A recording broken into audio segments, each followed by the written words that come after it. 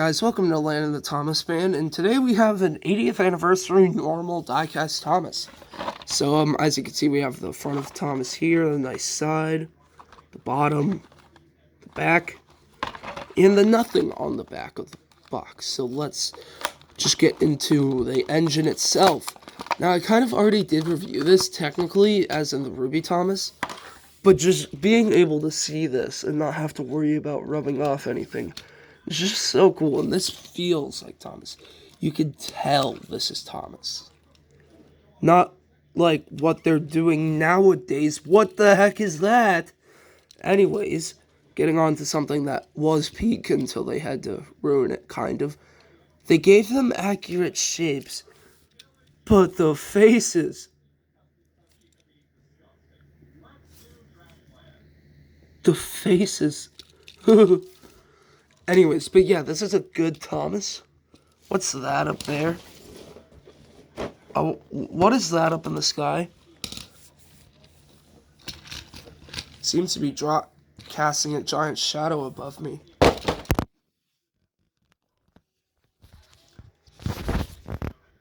Oh yeah, I also got this pack for Christmas. So, well, might as well review that. Sorry, Thomas, you can go down there. Now let's review the pack. Because that's what everybody's here for. That's why they clicked on it. They didn't want to see the Thomas, they wanted to see this. So obviously, I don't know how I'm going to show you this in full. I might just back up my camera far away enough. Yes, okay. There we go. So, as you can see... Oh, my sister's walking through the living room.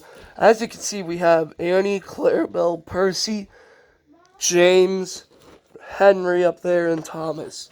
On the back, we have Thomas James. On the back, it shows you all the contents that is inside. Henry is very weird to see on this. You would usually see Neil or Rebecca, whoever that last character is. But as you can see here, we got... That is, very weird how they orienteer them into the box. But, okay, whatever. Anyways, instead of talking about the damn box, let's get into it. Sheesh. Okay, now let's get into it. I'm gonna fast forward this, unlike in the barrel delivery set review, which nobody has seen yet because you know what, screw this. How do you open it? I don't care if I have to destroy the box. I'm gonna stop yapping because I'm like when you... Never mind.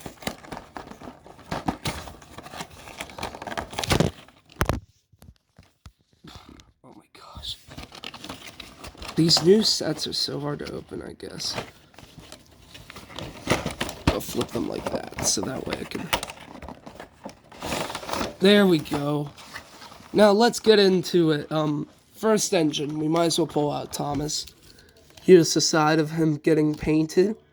Does have a different face. I would like to see this on an Ertl Thomas. That would probably look good. Nice seeing him getting painted right there. His side looks good. Yeah, good Thomas. It's not going to be me complaining about the engines in this video, except for him. Ouch.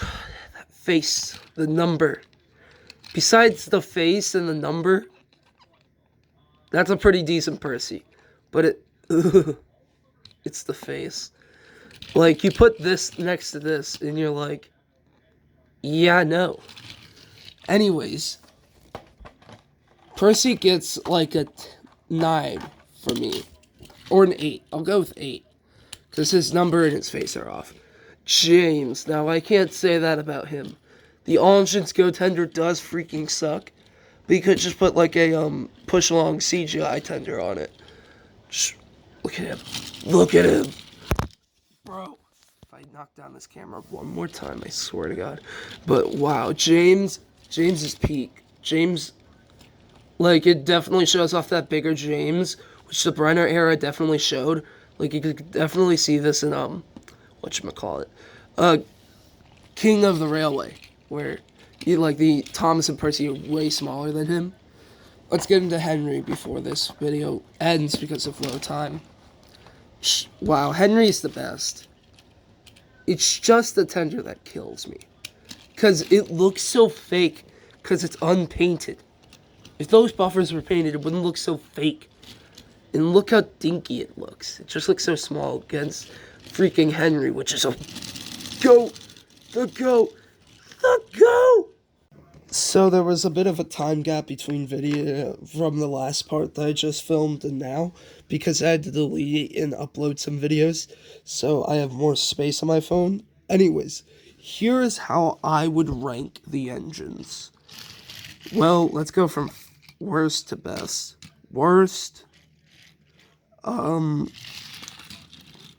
if there was other engines, James wouldn't be this low, but, no. There we go. Yeah, that's worst to best for me for these diecast engines. Percy's the worst for his face. James is kind of bad due to his tender. Thomas, he's great, but you're going up against Henry, which is greater. So, I also noticed something. If the engines that you reuse old chassis, like James, you'll see in a second, won't have the rivets. Because Percy has rivets, Thomas has rivets, and a screw, but rivets. And then you have James and Henry, which screws, which that's obviously a reuse of the All Engines Go. And this has screws. But he isn't a reuse of his All Engines Go. Guys, as we all know, this would have been Gordon if it was the reuse of the All Engines Go. None of these are reuses of All Engines Go, by the way. If I hear that, I swear to God. I also did kind of modify the engines. I painted Henry's buffers, Thomas's buffers, and I'm going to paint James's side rods. Because gold, really? Yeah, I get his CGI model actually had that. But put them up next Henry.